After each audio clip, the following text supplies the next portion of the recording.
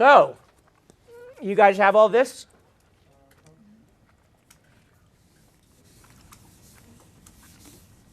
All right. So, if you're looking at these contracts, there's going to be a few things in them. Opening, it'll usually talk about this is the work that we're dealing with, its title, and who's writing it, right? It's just going to define things. So definitions. Oftentimes next is the advance. And the advance talks about, has a breakdown of when you get paid this advance. Often it is some percent, often 50, on signing. And then 50 on turn-in. But this can be split into turn-in and acceptance, I should say.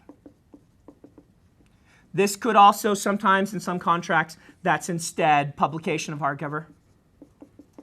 And sometimes this is split to three ways, to turn-in acceptance, publication of hardcover, and publication of paperback.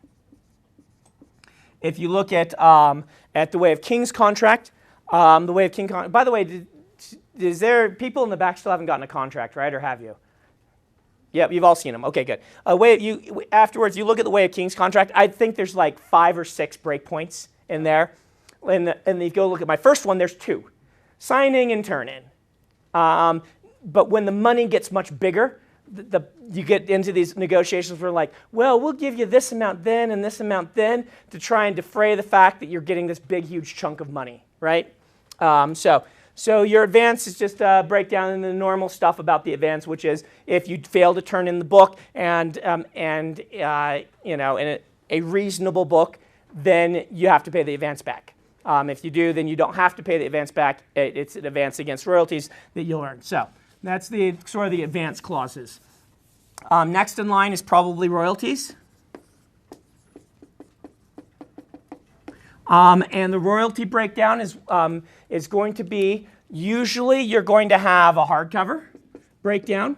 Even if they're not planning to do one, they'll often put it in there just in case they decide for future books, because usually a contract's going to be for a couple of books. In fact, you should push for your contract to be for at least 2 books, because that shows more of a sign of faith in you. 2 to 3 is ideal. Don't go beyond 2 to 3, because if you really take off, you want to then be renegotiating your terms by then. Okay? So you'll have your hardcover percentages. I have found that this one in sci-fi fantasy adult is really hard to negotiate. They basically have this 5,000, 5,000 breakpoint with 10, 12 and a half, 15 as just the standard. Nobody really gets anything different, and you just leave it alone.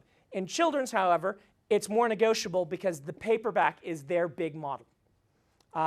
Children's, remember, being 18 and younger, so YA and things like that. I found they're harder to negotiate on the paperbacks and easier to negotiate on the hardcovers. Okay, paperback. I can't remember what it is in there, but I think if you look at mine, it's like 6% on the first 75,000 paperbacks. And then like 8% thereafter, skipping 7% for whatever reason. And then like later on we negotiated it to just a flat 8%. There's some wiggle room in here in adult and in children's. Like I said, they seem to be less willing to wiggle here and more willing to wiggle here. But like my break points in my adult ones for them are like 10% and then, or like even like 8%, and then like 50,000 copies later, it goes to 10%, because this is not as big a deal to them. They're trying to lure you with better paperback, and they're trying to lure. Anyway, it's weird. But there'll be some measure of percentages here. Usually there's a trade paperback that is 10% of cover. All right?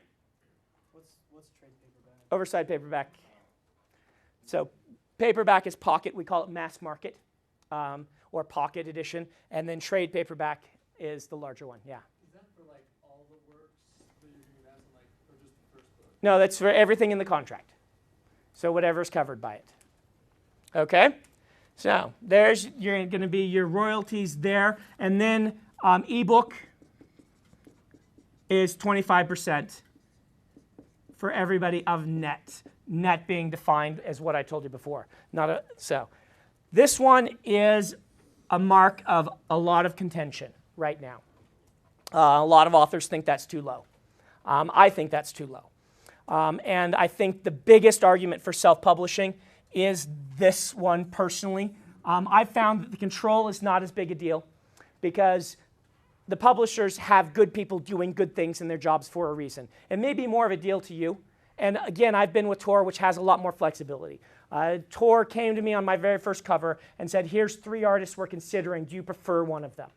Which is pretty awesome for a new author. And I got to say I like Stefan Martiner a lot. His art is fantastic, and they went and they chose him. And later on, I've been able to say, hey, I know you work with this artist, and I really like them. Could you maybe get them? And they'd say, yeah, sure, we can try them. We think that's a good match, and things like that. Is this a good time to ask about the art, or should I ask later? What about the art? Does the artist, like, are they familiar with your work at all? Do they read a summary? It depends on the artist. Okay. Some read a summary, some like to read the whole book. It depends on the time frame. Usually they will ask you for some cover concepts that you'll send to the art director, and they'll look at those, decide which ones work, and give those to the illustrator with some sections from the book. My mother's an illustrator. It really depends on the type of book and contract that you have signed. Really, the younger you go, the more the illustrator will be there in your work, Right. to replicate exactly what it is that's going on. But as you move up higher, then it's more. They really do have more just license to play around with it, just make it look cool. Makes sense. All right. So, ebook, 25% of net. Keep an eye on that. We're hoping that one will budge. Okay? Next in there, somewhere in there is, I'm not even going to try and spell this, indemnity. INDMNITY. Yeah, indemnity with a dem in it. This is a scary paragraph that just says, basically, I promise that I will write this book, that I won't plagiarize it, and if I do, it's my fault and not the publisher's. Okay, we're just going down contract clauses. This one says indemnity, in case you were wondering. All right, now there are sublicenses. Sublicenses are films, subsidiary rights is what we call this, foreign editions, audiobook editions, all of these things. You should basically, any contract you get all of these struck out and keep them all. Okay? It's fairly standard for an author who has an agent to get them all struck out. It's fairly standard for an author who isn't paying attention to end up with them all in there. Okay? There are a few reasons you might want to. If you get them, they really want the audiobook, for instance, and they're willing to up the advance and give you good audiobook terms, then you can give them the audiobook. That's fine, but they should be giving you something for everything in this column. If you look at the ones I've passed around, almost everything is struck out in that section, and they bent really easily on that. The reason for this being, particularly as a new writer traditionally publishing, foreign sales are a big deal. For foreign sales, this brand name of a big publisher picking you up is a major deal. All right? A lot of foreign countries, American entertainment is seen as premier. Like we like Japanese cars, they like American entertainment. That is good for you guys in writing. It means that a lot of publishers around the world are willing to look at American authors and cover the cost of translation and translate it. A lot of these rights are not big money. But when you're a new author getting $1,000 for selling your book in Spain, when your advance was 10, if you do that 10 times, which is, Joshua had 3 or 4 sales on mine before the book came out, and we got up to 10 or 12 really quickly with the launchers because it had the Tor stamp of approval. They're like, oh, Tor bought it. Okay, we'll do this. And in the early years, I was living off of the foreign money, basically, because a lot of these were $2,000, $5,000, $3,000 here and there. My first 2 years, because I got an advance of $10,000, of which I got 5 on signing and 5 on turn-in. Then it was like I got 5 the first year and like 10 the next year. And anyway, what I was living on was this extra money that I was getting from all these foreign sales. And if the publisher keeps them, it would be their job rather than your agent's job to go sell them in foreign markets. And you're not a big enough deal for the publisher to care about it. They'll try to keep the rights just because, but they're not going to really sell them that much. You might get, one of their arms in one other country might end up selling it. You might get a UK edition or something like that. But these rights are worth a lot of money. The same for film rights. You've got the film contract going around. They're not going to sell your film rights. Honestly, you're probably not going to sell your film rights. Your film rights have to sell themselves when you're a new author. Someone has to come to you and say, hey, I read this and like it. Can I option it? And for me, the first time I started to be able to sell things by going and saying, here's this new thing I have. It's coming out. Why don't you option it, was last year. Before then, I couldn't even get it done. And so I finally hit the state where I can go pitch to people and get sales off of that. But basically, Hollywood people have to find it yourself. But you want them to come to you and say, we want to option this and have the money go to you rather than them going to the publisher, them getting 50% and you getting 50%. So just try to keep all this stuff. Did you have a question on this? Yeah, if you're given current contracts, print-only contracts, can you talk about those? Print-only contracts. I mentioned it earlier briefly that I felt that that's where we were maybe going. And the only people I know that have print-only contracts are people who were very successful in ebook, then had real negotiating power with a publisher and got them to sign a deal where they did not have ebook rights. The reason they could do that is they were able to go to the higher up mucky mucks in publishing and saying, sorry, they're already out there. So we can't really negotiate them for them anyway. And that's a pretty cool thing and a really sweet deal that some of the big ebook authors have had. And it's actually, I think, a really big reason to consider this, because if you can get that publisher doing a print, you doing the ebook, you're like in the sweetest spot in publishing that's possible to exist right now.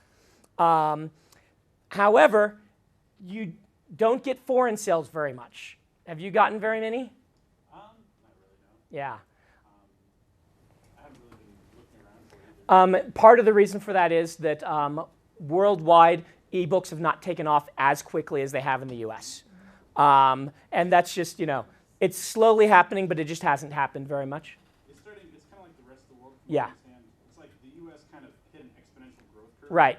And that was like back in 2010, Yeah. 2009, 2010, when we hit the curve and started exploding. Yeah, it's overnight, boom, and they haven't hit that yet. On the cusp of hitting that curve in all the other countries. Yeah, the UK is hitting it. Everywhere else hasn't hit it yet. We're on the cusp like the next 2 or 3 years. Yeah, the hope is that they will, and then maybe things will change there. But right now, selling foreign editions is really hard, and you can sell in the UK on your own, so that one's fine. But selling in Japan is really hard without an agent and without a print deal. But also, if you're self-publishing, like Amazon, not just Amazon, but like Kobo and a lot of other places distribute to those places. And so, if you have your ebooks that are available in the countries, right before the growth starts to kick off. Right, but they have to be they will only be bought in English. That's true, unless you translate them. Unless you translate them, which is a big expense and things like that. I mean, that's possible to happen in the next couple of years. Keep an eye on that and see if it changes. Right now, you are not making any of that money. You can publish it worldwide, but when I'm selling in Germany, I'm not selling in English in Germany. And Germany is good money. Germany is the number 2 market behind the U.S. for books. And it's not unheard of for an American author to get 6 figures for their advances in Germany. And so, yeah. I've got 2 questions on the foreign stuff. With the translation, how much creative control do you get? And then Unless you speak the language, none. None. Okay. I mean, what are you going to do? Are you going to read it and tell them they translated it poorly? That was my second question. Has that ever happened to you where you're like, that's not... I can't read. I mean, I couldn't read in any of those languages. I mean, I could, Korean maybe, but yeah. So no. And the advances and royalties are smaller because of that upfront translation cost, which is very expensive. Yes. I would say in Asia, most of the time you don't have to translate, but the ebook, I didn't hear about it until I came to the States. Yeah. Like Yeah. I mean, I knew it existed, but like nobody's interested in ebook. Where were you living? I'm from Singapore, Singapore. Okay. Yeah. and then he's English there. So Right. Right. but Yeah. ebook, no. Like, not Yep. gonna happen. Yep. So, all right, let's get through all of this. But yeah, ebooks may eventually take off. Like we're seeing hints of it in Japan, but only on phones. Like it's really taking off on phones in Japan, and things like that. So, all right. And one other thing about the foreign rights, here's the thing about them. Every time you publish in another country that reads a decent amount, it's another chance for you to become a phenomenon for some reason. We don't know why certain authors become phenomenons. If we could figure that out, we would be doing it all the time, right? We don't know why some people take off and other people don't. But each time, that's another chance. Dan Wells became a phenomenon in Germany. His advance in America was like 8,000, his advance in the UK was like 11, and his advance in Germany was 90. The German publishers loved it, they bid on it, and he sold really well, even with that book came out of the gate, and boom. I took off in Taiwan. I took off in Taiwan with, they published it mainstream, not fantasy, for whatever reason, and it took off with the teenage girl crowd reading The Hunger Games, and just became enormous sales in Taiwan. You have chances to do this with your foreign sales, that you'll just take off in a country for reasons that you can't explain. And most authors have a few places where they're just way above the curve with the rest of their sales. So your agent is taking care of all the foreign. My agent's taking care of the foreign sales.